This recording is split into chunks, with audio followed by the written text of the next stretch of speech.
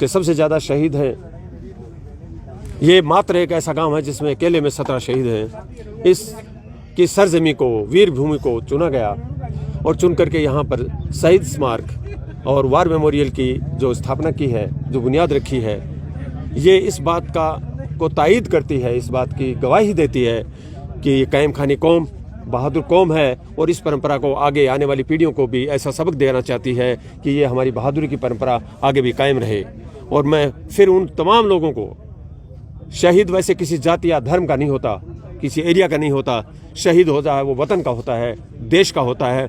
और उसी देश के जज्बे को आज यहाँ पर दिखाया। बहुत सारे लोगों ने, पूरे राजस्थान से दूर दूर से लोग आए और उन्होंने शहादत को सलाम किया और आज ये बुनियाद रखी गई। एक ऐतिहासिक क्षण पूरे देश के लिए, राजस्थान के लिए और कायम खानी कौम के लिए।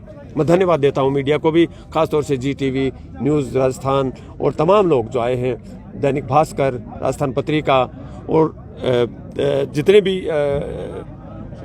जनमानस, शेखावाटी वगैरह के जितने भी चैनल्स आए, मैं उनका आभार व्यक्त करता हूं कि उन्होंने इस नेक कार्य को पूरे देश में प्रसारित किया। और मैं फिर गुजारिश करूंगा कि आप इसको आगे बढ़ाइए, राष्ट्र भावना को बढ़ाइए, देश के जज्बे को आगे बढ़ाइए, ये जज्बा बरकरार रहे। इसी उम्मीद के साथ जय हिंद। सर, ये कायम खानी कौम की बात करें तो कब से क्या इतिहास है सर? ये कायम खानी कौम बेसिकली राजपूतों से कन्वर्टेड है। फिरोज तुगलक के ज़माने में एक छोटी रियासत थी ददरेवा, जहाँ पर चौहान वंश के राजपूतों का राज था। और उसमें वहाँ के जो राजा थे वो थे मोटेराव चौहान, जो वहाँ के शासक थे। उनके एक लड़के थे करमचंद और करम सिंह के नाम से जो लोग जानते हैं।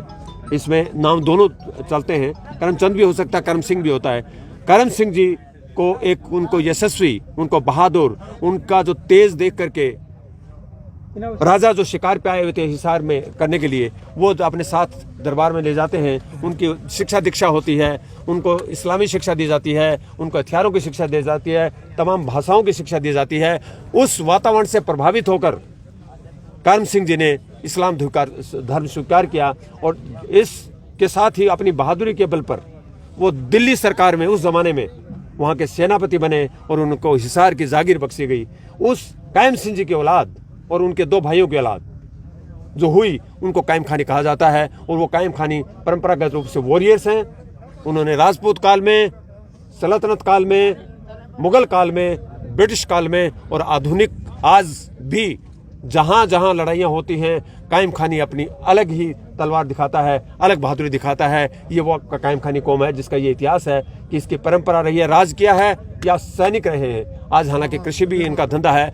और इस कौम को जितना सैल्यूट करूं मैं, देश में ये नहीं है कि सिर्फ कायम खानी है, राजपूत भी हैं, जाट भी हैं, सिख भी हैं, डोगरे भी हैं, लेकिन कायम खानी इतिहास को हम गर्व करते हैं। और उसी की परंपरा को आगे निभाने के लिए, हमारी नई पीढ़ी को प्रेरणा देने के लिए आज इसकी स्थापना की गई है कि आने वाली पीढ़ियां भी इससे प्रेरणा लें और आगे इसी मार्शल कौम के वीरता के इतिहास को आगे बढ़ाते रहें।